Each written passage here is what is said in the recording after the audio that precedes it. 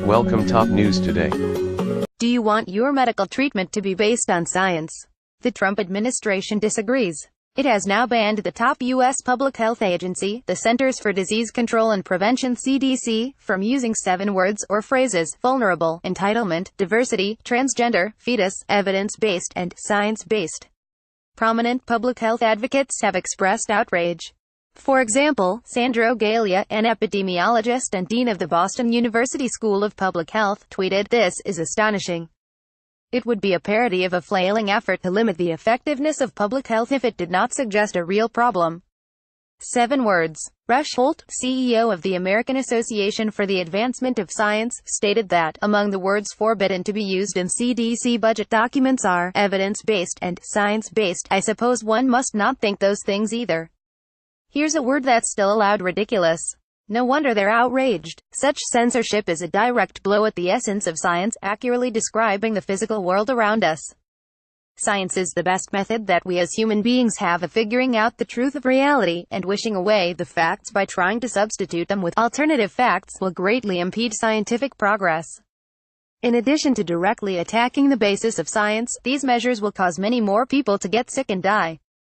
After all, how can the CDC implement effective public health interventions if it cannot use terms like evidence-based and science-based in its official documents? To be clear, the CDC cannot get around the censorship by using terminology like based on scientific studies.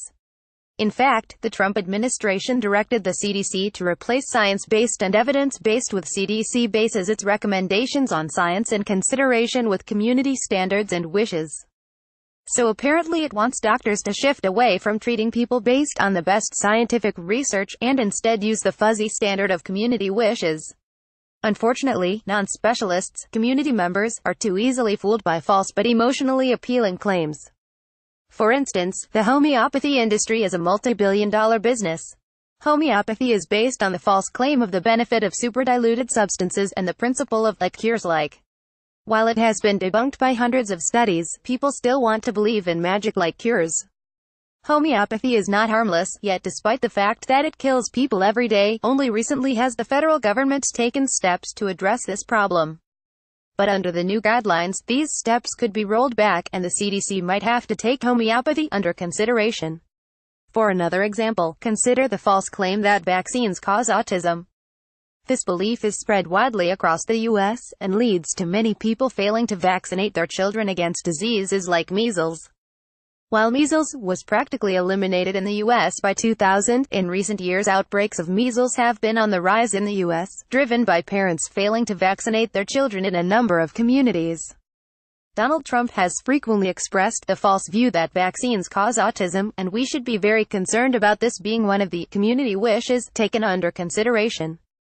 So what would happen if the CDC is unable to make accurate recommendations and implement effective public health policy? Simple people will get sick and die. Diseases and deaths will come from among the most vulnerable. Hundreds of babies have already died due to taking homeopathic medications which were not vetted by the Food and Drug Administration. 2017 has seen the largest measles outbreak in the U.S., which mainly impacts children and babies.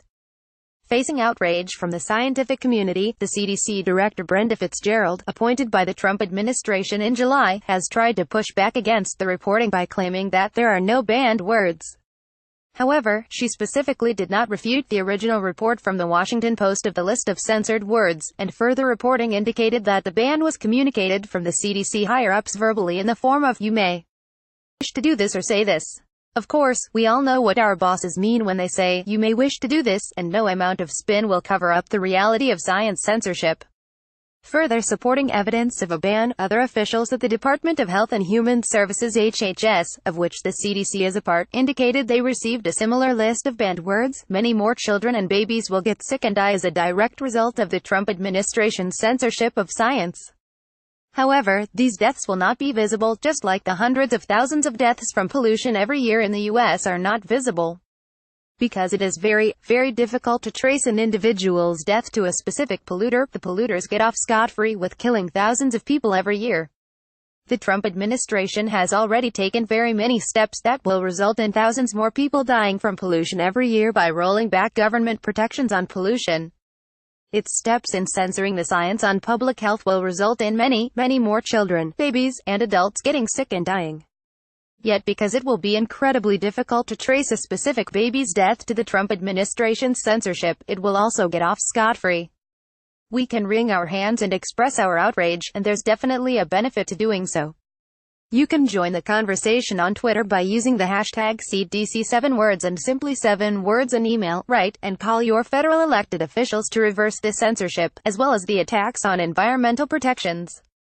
However, the only way to make a lasting change to protect facts, science, and people's lives in our society by launching a grassroots movement. The Pro-Truth movement, modeled on the environmental movement, focuses on using science-based strategies to fight against fake news, alternative facts, and post-truth politics. It aims to coordinate all people who care about uplifting truth and facts through encouraging private citizens and public figures alike to commit to 12 truth-oriented behaviors of the Pro-Truth Pledge. So to make a true and deep impact, join the movement by going to protruthpledge.org and signing the pledge. Invite your friends to do so, and encourage your elected officials to do so as well when you ask them to reverse the administration's attacks on science.